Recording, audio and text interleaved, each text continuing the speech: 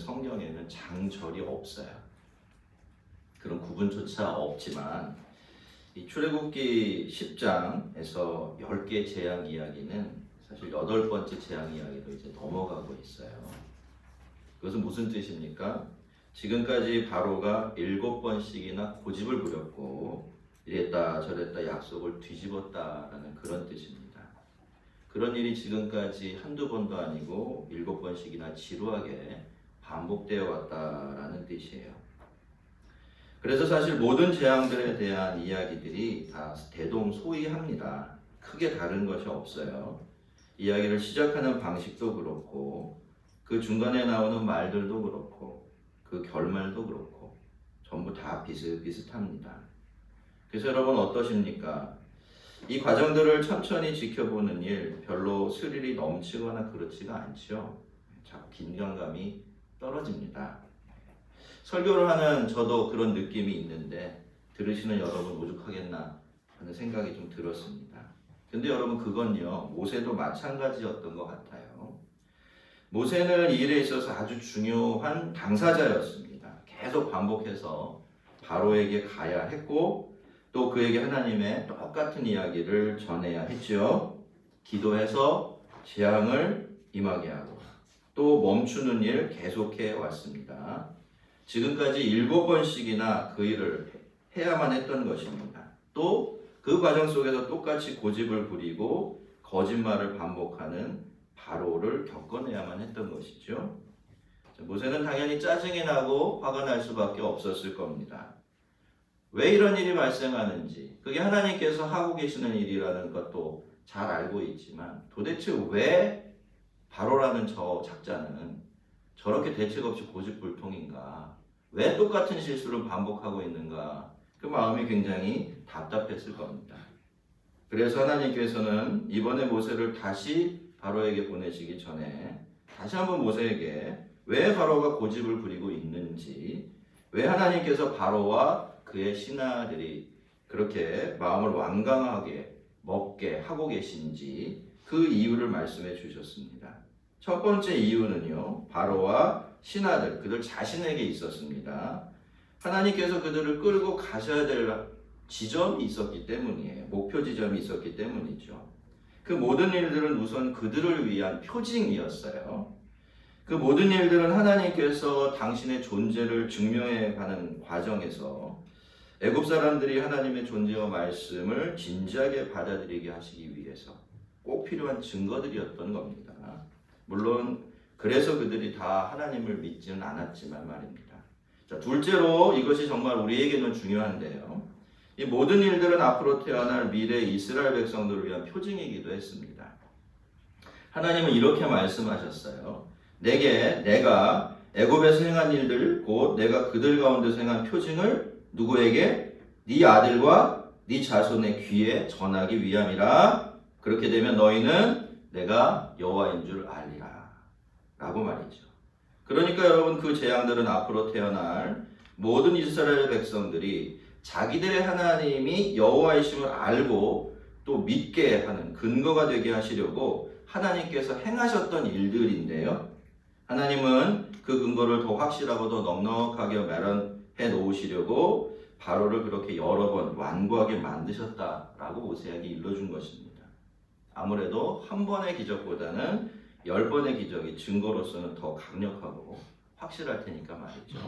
우리가 상상해보면 그런 그림이 그려져요. 나중에 언젠가 이 일을 함께 경험하지 못했던 2세대나 3세대가 그죠? 그 윗세대를 찾아와서 이렇게 묻는 거죠. 출애굽 세대에게. 할아버지, 아버지, 도대체 하나님은 어떻게 믿어야 돼요? 라고 했을 때 자기가 직접 경험한 10개의 놀라운 증거들을 쫙 늘어놓으면서 야! 이거 내가 확실하게 직접 경험한 일이야 라고 이야기할 수 있다면 그게 얼마나 신이 나고 확실한 일이겠습니까? 여러분 우리는 우리 자녀들의 믿음에 대해서 관심이 참 많은데요. 우리가 점점 더 믿음이 희귀해지는 시대에 살고 있기 때문에 우리의 마음이 더 간절해지고 있는 것 같습니다.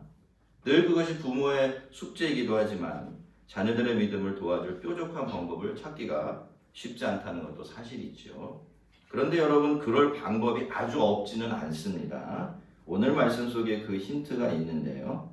그것은 우리가 믿음 안에서 우리에게 일어난 일들, 그리고 하나님께서 우리에게 행해 주신 일들에 대해서 자녀들에게 말해주는 것입니다. 하나님께서 나에게 주신 믿음의 표징들을 쫙 자녀들 앞에 늘어놓는 거예요. 그래서 그런 일들 때문에 내가 이렇게 살게 되었고 또 살고 있다고 우리가 지금 믿음 안에서 살아내고 있는 삶을 증거로 보여주면서 말이죠.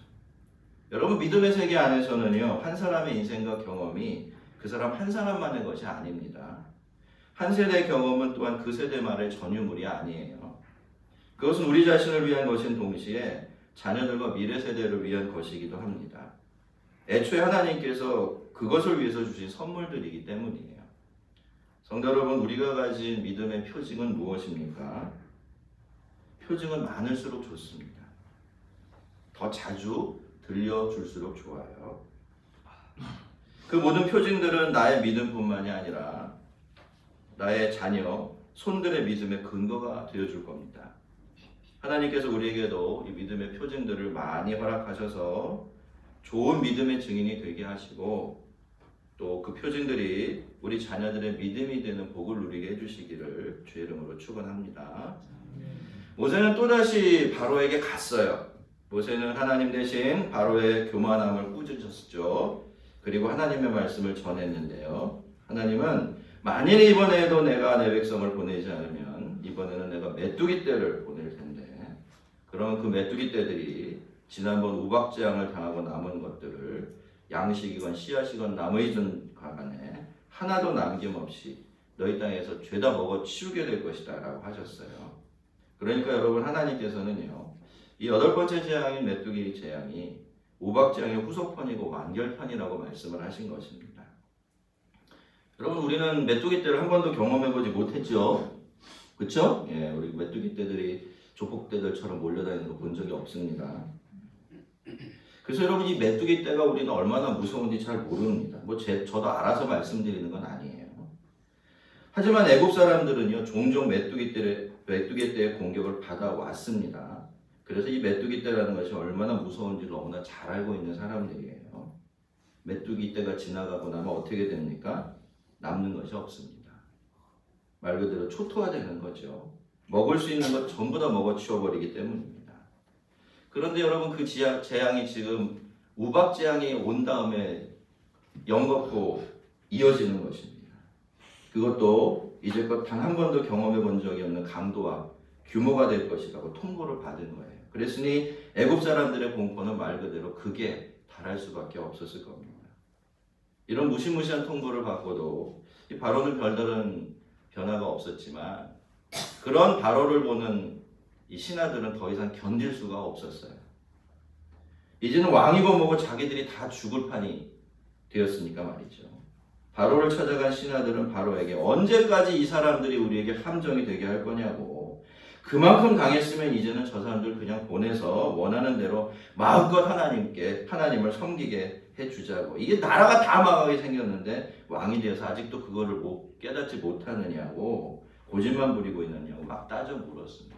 애굽이라는 나라에서 이런 하극상은요, 너무나 이례적인 일이었고 당연히 그 일을 당한 바로는 깜짝 놀랐죠. 너무나 당황해서 이 사람을 보내서 모세와 아론을 불러왔지만 그렇다고 해서 바로가 이스라엘 백성들을 보낼 생각이 있었던 건 아니에요. 그냥 신하들 말을 듣는 신용만 하기로 한 겁니다.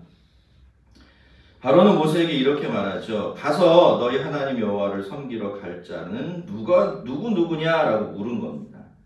네가 가야 할 사람이 누구인지를 말해주면 내가 봐서 허락할 수도 있고 그렇지 않을 수도 있을 거다라고 이야기를 했던 것이죠.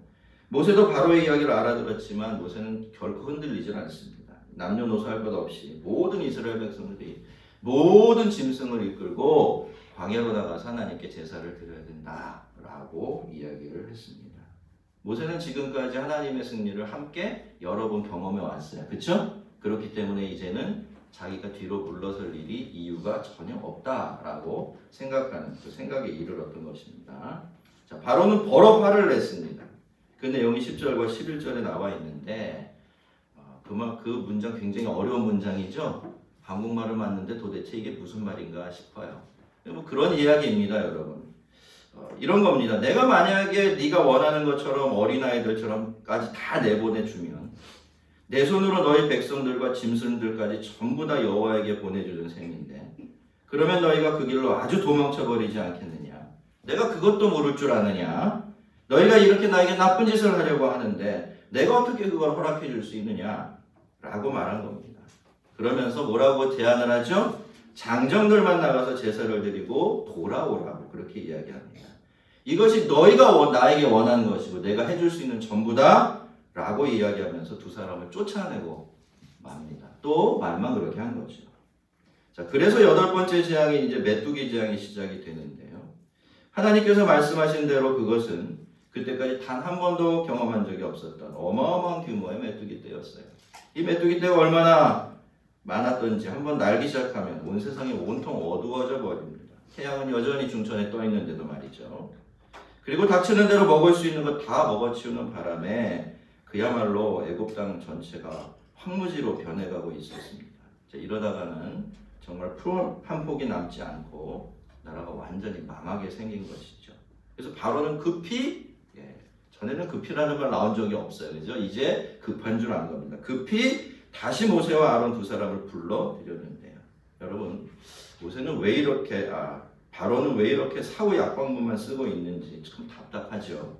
근데 여러분, 그게 하나님 앞에서 자기 마음을 완악하게 한 사람들, 그리고 하나님께서 그 마음을 완악하게 하시는 사람들의 전형적인 모습인 것 같습니다. 바로는 모세에게 이렇게 말해요. 바라건대 이번만 나의 죄를 용서하고 너희 하나님께 구하여 이 죽음만 내게서 떠나게 해달라 라고 간청을 합니다. 그런데 여러분, 이 기도 말이죠. 사실 우리에게 굉장히 익숙한 기도 아닙니까? 대책 없고 방법 없는 인생들의 정말 오래된 레파토리예요. 물론 이유는 많이 다르지만요. 생각해보면 저도 지금까지 얼마나 많이 이렇게 기도해왔는지 모릅니다.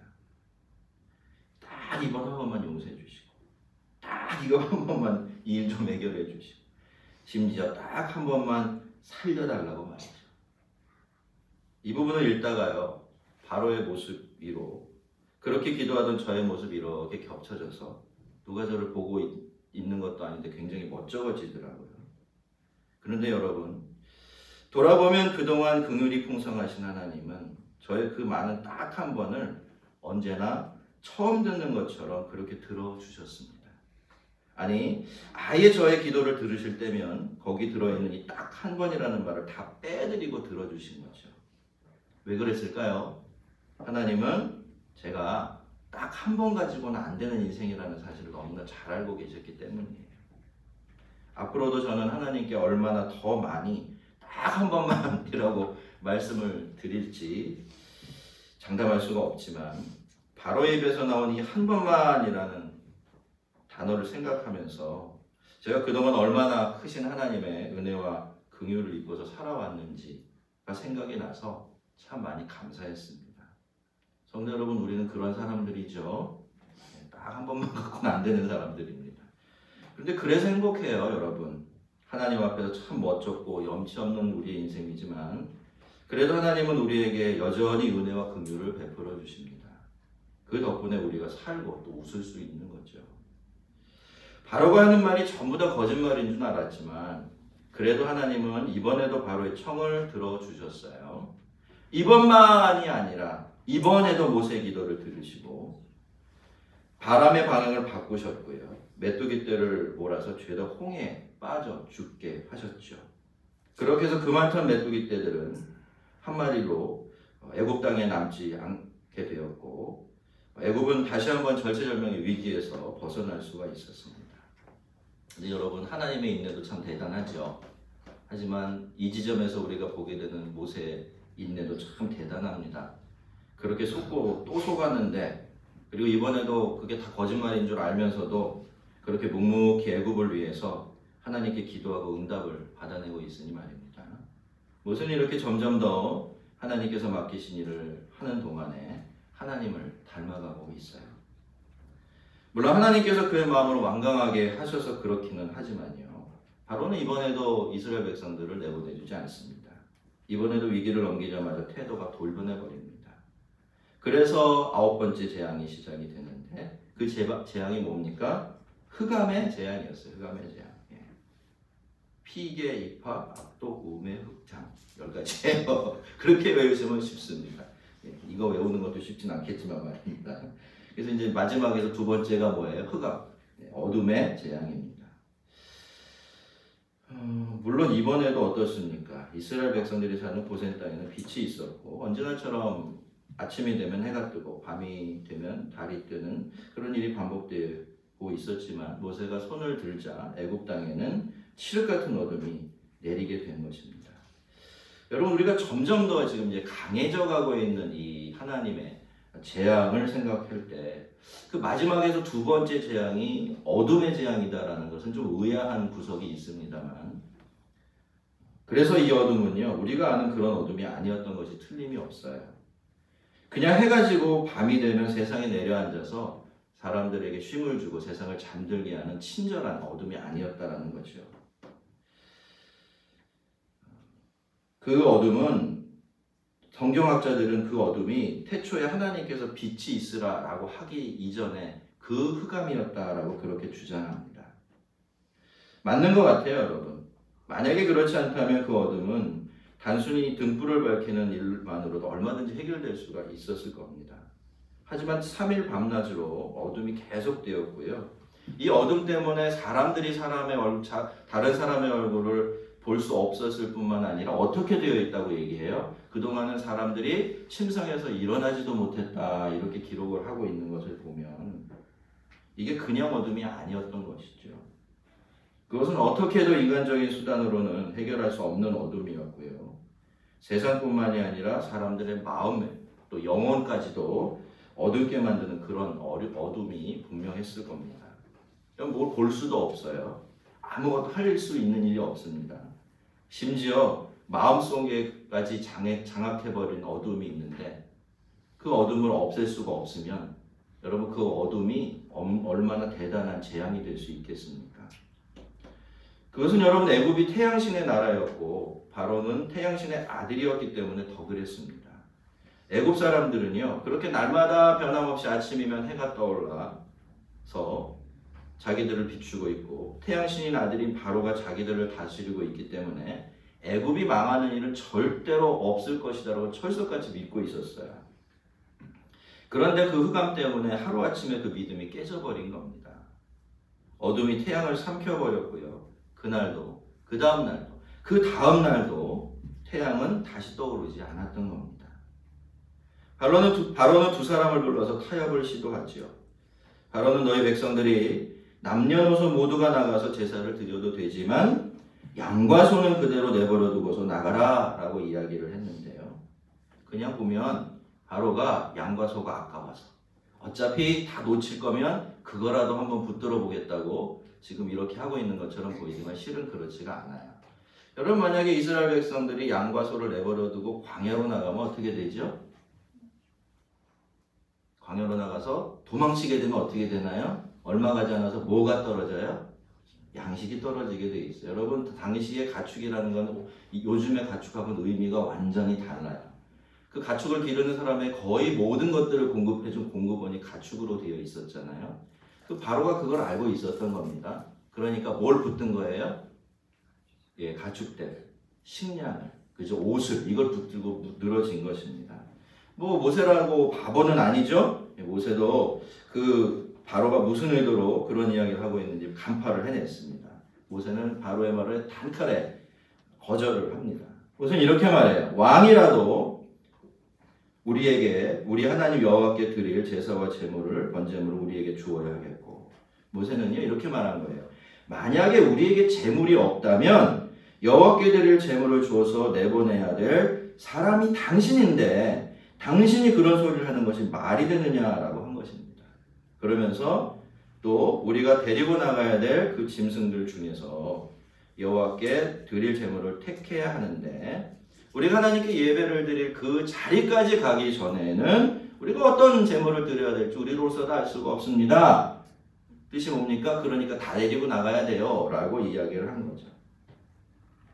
여러분 모세는 화가 나는 것을 꼭 참고 있기는 하지만 그러면서 끝까지 바로를 부드럽게 설득해 보려고 애를 쓰고 있지만 그렇다고 해서 지금 원칙을 양보하려고 하지는 않습니다.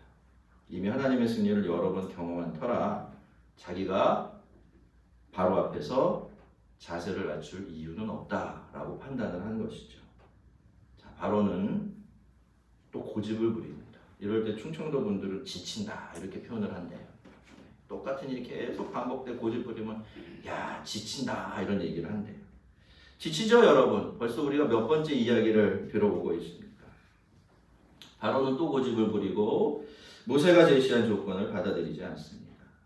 이스라엘 백성들을 내보내주려고 하진 않았죠. 결국 두 사람, 이 바로와 모세는 더 이상 거리를 좁힐 수가 없었고 그대로 파국에 이르게 돼요. 바로는 돌아서는 모세를 향해서 이렇게 소리를 지릅니다.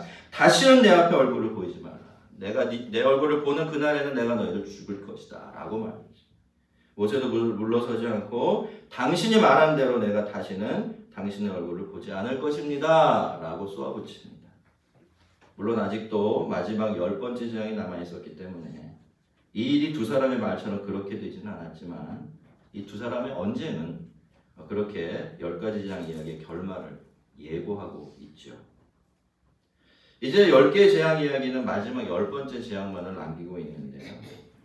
애굽이 당한 재앙들이나 이스라엘의 구원 그리고 바로의 마음의 완고함까지 이 세상의 모든 것들이 다 하나님의 손 안에 있고 또 그분의 주권 아래 있다는 것은 틀림이 없습니다. 하지만 그렇다고 해서 여러분 우리가 그 안에서 써내려가는 우리 자신의 이야기가 가는 길이 정해져 있고 또 결말이 정해져 있지는 않습니다. 그것이 바로 하나님의 다스림과 섭리 아래에 있는 우리 인생이 지니고 있는 신비이고 또 은혜이기도 해요. 모든 것이 하나님의 손 안에 있고 그분의 선하신 통치 아래 있음을 믿는 사람들이 우리들입니다. 그렇죠? 그렇다면 우리가 어떻게 해야 될까요? 우리라도 가능한 대로 확실하게 빨리 하나님의 손에 붙잡혀야 합니다. 그래야 하나님이 우리를 이끄시는 그 선하신 길과 우리가 스스로 선택해서 걸어가는 그 길이 하나로 이렇게 합쳐져서 더 순적하고 아름다운 흐름을 만들어낼 수가 있기 때문이죠. 사실 저는 오늘 설교를 어떻게 마무리 지어야 될지 되게 고민이 많았어요. 이런 경우가 처음은 아니지만 오늘은 이야기의 중간에서 시작을 해서 마무리가 되지 않은 채로 끝나는 본문을 가지고 설교를 해야만 했기 때문입니다. 그래서 제가 어떤 결정을 내렸을까요? 오늘은 설교 마무리를 안 하기로 했습니다. 오늘 제가 마무리 못해도 다음 주면 하나님께서 10개 재앙 이야기 다 매듭 지어줄 것을 알고 있기 때문입니다. 여러분 때로는요 오늘 본문 말씀처럼 밑도 끝도 없어 보이고 똑같은 이야기가 무의미하게 반복되어져 가는 것 같은 것이 우리의 인생이지만요 여러분 그래도 괜찮습니다. 원래부터 우리의 인생은 우리가 그 뜻과 과정을 다 알지 못해도요 하나님이 시작하셨기 때문에 하나님께서 마무리 짓도록 되어 있는 겁니다.